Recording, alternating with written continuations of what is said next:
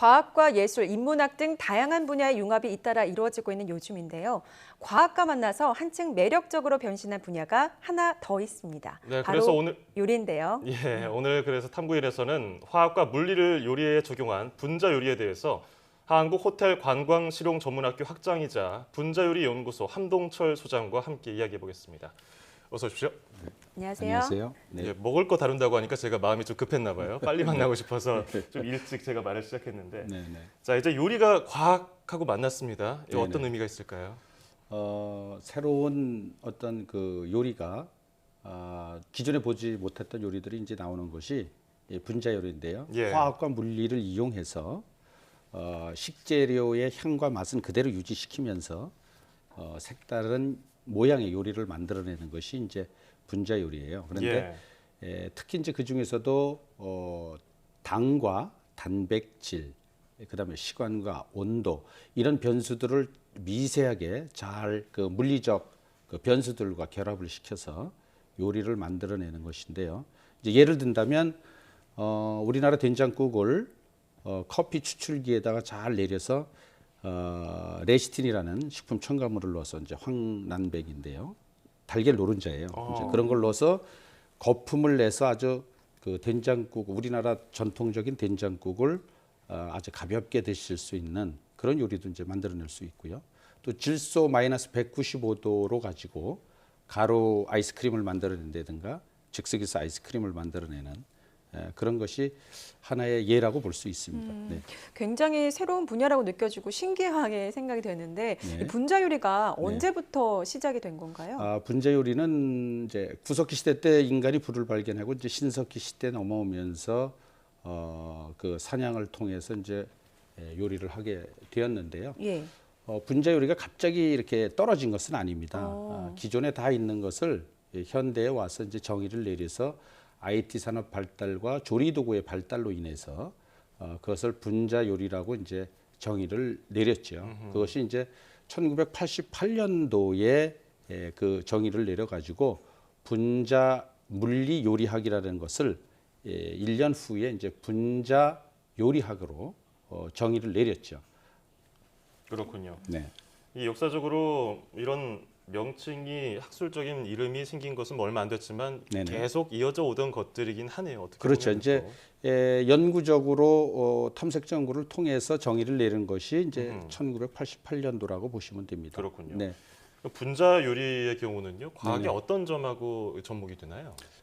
이제 뭐 우리나라 일상생활에 많은 것이 이제 포함이 되어 있는데요. 예. 압력밥솥도 뭐 원리를 보면 과학이 들어가 있는 분자 요리거든요. 뻥튀기서부터 뭐 다양하게 이루어지는데 특히 이제 식품 첨가물을 얘기한다면 저 해초류에서 추출해낸 알긴산을 이용해 가지고 염화칼슘 소금물에다가 반응을 일으켜서 상어알, 캐비어를 만들어낸다든가 맛은 당근 주스로 만들었을 때 맛과 향은 당근 주스지만 모양은 캐비어, 상어알로 만들어내는 이런 모양이 이제 분자 요리의 특징이라고 보시면 됩니다. 예.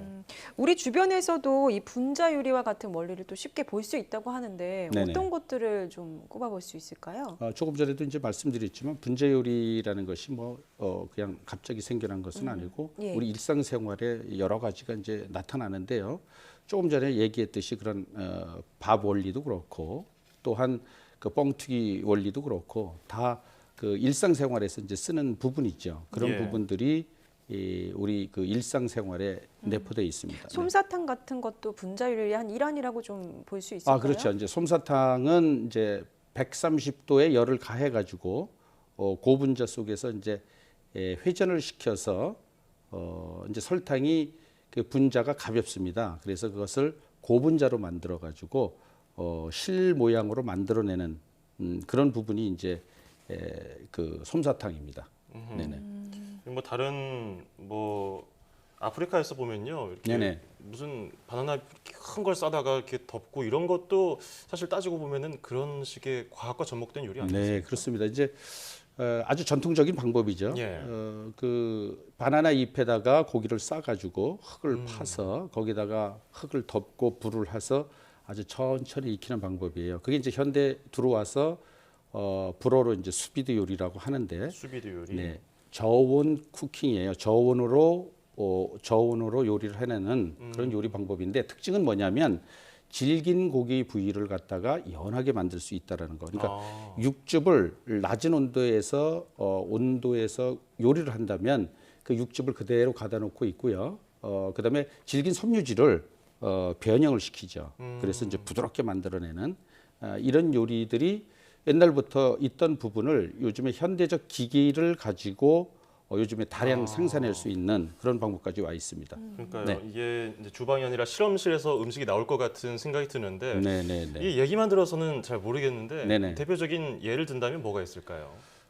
이제 이런 것도 있어요. 당근, 야채 이런 걸 가지고 주스로 이끌어내 가지고 예. 그걸 가지고 식품 첨가물을 넣어서 다이어트 국수를 만들어내는 거죠. 예, 그런 방법도 많이 이제 이용이 되고 그 있고. 아이들이 못 먹는 것들 그렇게 만들면 재밌게 먹을 수도 있을 네, 것 같은데 네, 네, 지금 그렇습니다. 또 스튜디오에 네네. 뭘 가지고 오셨어요? 이게 요거는 뭡니까? 이제 디저트 요리인데요. 이제 설탕을 가지고 예. 디저트 요리를 하는 겁니다. 그럼 제가 한번 시범을 간단하게 예, 보여드리도록 보여주세요. 하겠습니다. 네네. 잠깐 일어나서.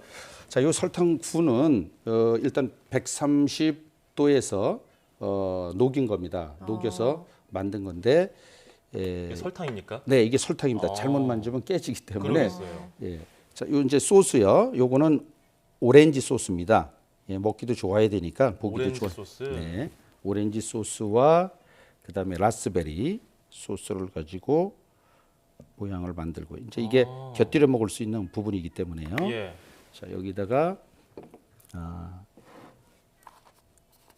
오렌지를 이것도 오렌지군요. 네네네. 예, 오렌지가 이제 주재료이기 때문에요. 오렌지를 예, 예. 놓고요. 오렌지를 얹어 놓고요. 그다음에 키포인트가 이제 이게 크림 치즈 무스예요. 네. 그래서 크림 치즈 이제 무스. 네, 여기다가 설탕 집어넣고 안에다가 설탕 안에다 넣겠습니다. 네, 이렇게 해서 놔주고요. 예. 그다음에 이것이 이제 오래 지속적으로 손님한테까지 가려면 녹기 때문에 네. 질소 마이너스 195도의 질소를 부어줍니다. 여기다 오, 네네. 질소가 그 질소가- 안에 있는 건가요? 질소가 있죠. 차가워요. 네. 네. 아 지금 얼려주는 네, 이렇게 그렇군요. 올려줘서 특수 효과 갖고 멋있네요. 요게 이제 설탕구를 만들어 가지고 예. 디저트를 만들어내는 손님상에 내놓는 그런 완성됐습니까? 방법. 네, 완성됐습니다. 하나의 작품이 이거 어떻게 먹는 건가요? 예, 이거는? 이걸 깨서 먹어야 되나? 먹을 어떻게 때는 예. 깨서 먹습니다. 그래서 아. 이제 소프트하기 때문에 아. 예, 언제 한번 우리 학교 오시면 제가 잘 이 만들어서 쉽게 깨지기 때문에 그냥 뭐 네, 그냥 간단한 도구? 수저로 한번 제가 쳐볼까요? 간단하게? 가능할까요? 네, 가능할까요? 이게 뭐 소리 크진 않습니다. 그래서 이렇게 해서 아 이렇게 해서 이렇게 섞어서 네. 달달하게 먹으면 되겠군요. 이렇게 해서 맛있겠어요. 이게 소스를 오렌지 먹어가지고요. 소스하고 다 들어가서 상큼하면서 달달하고 네. 네네네. 짠 거 맵고 먹고 한 다음에 이런 거 먹으면 괜찮겠네요. 네. 끝나고 꼭 먹어야겠어요. 이게 과학과 요리의 만남 아니겠습니까? 네, 그렇습니다. 정말 이게 신기한데 이 분자 요리의 가장 큰 장점은 뭐라고 보시나요?